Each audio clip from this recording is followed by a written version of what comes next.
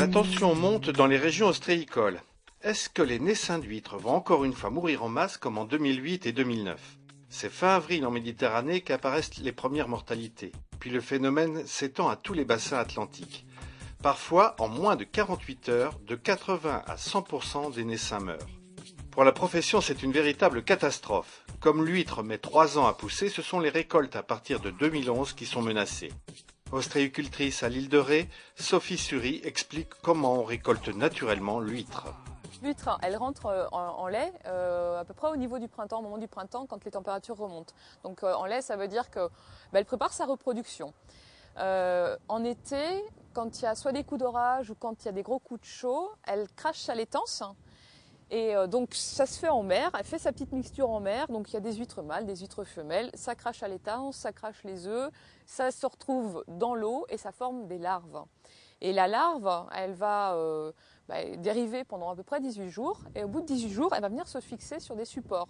Donc nous, notre boulot, c'est notamment de mettre ce type de support, ce qu'on appelle un collecteur, un tube, sur nos parcs, et puis la larve elle va venir se fixer sur le collecteur, sur le support. Effectivement, la mortalité qu'on subit depuis 2 ans et à mon avis 3 ans, parce qu'au printemps prochain je ne vois pas comment est-ce qu'on peut y échapper, elle s'attaque à ces huîtres-là, à ces huîtres qui se sont fixées à l'été précédent.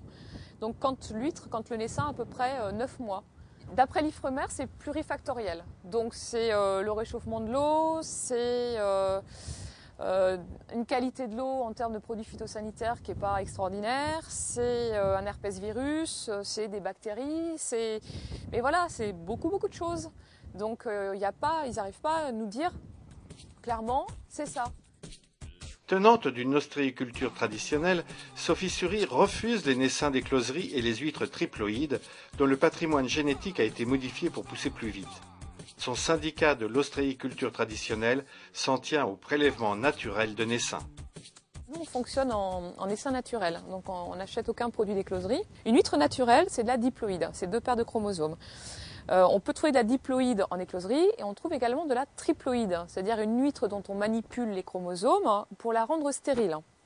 Donc ces écloseries proposent ces produits-là, mais il s'avère que leurs produits meurent aussi.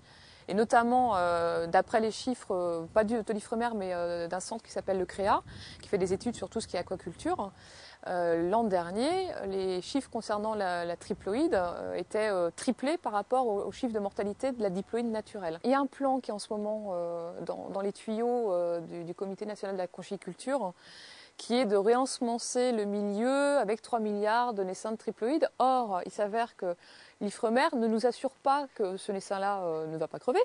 Puis je ne vois pas pourquoi il ne crèverait pas, parce que de toute façon, c'est les mêmes papas, les mêmes mamans. Donc il n'y a aucune raison pour que ça ne crève pas. Donc ça veut dire réensemencer massivement le milieu avec du produit qui va crever. Et on se trouve non seulement dans un cas de transmission horizontale, c'est-à-dire de papa à maman, mais aussi au niveau des parcs. Donc il y a les 2 types de contamination.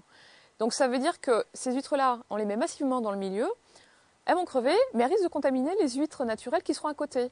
Donc pour moi, il y a vraiment un risque réel de contamination massive du milieu. C'est du naissin naturel, de l'huître naturelle que peut venir la sauvegarde du milieu, parce que plutôt que d'aller chercher sur des produits d'écloserie, il y a une autre possibilité qui est d'aller chercher des huîtres, ce qu'on appelle des huîtres mères. Donc ce sont des huîtres qui ont moins 5 ans, donc qui elles ont résisté à tous les types de mortalité, et de les réensemencer tout au long des côtes pour qu'elles fassent des bébés résistants. Ça, c'est une solution qui me paraît nettement plus raisonnable.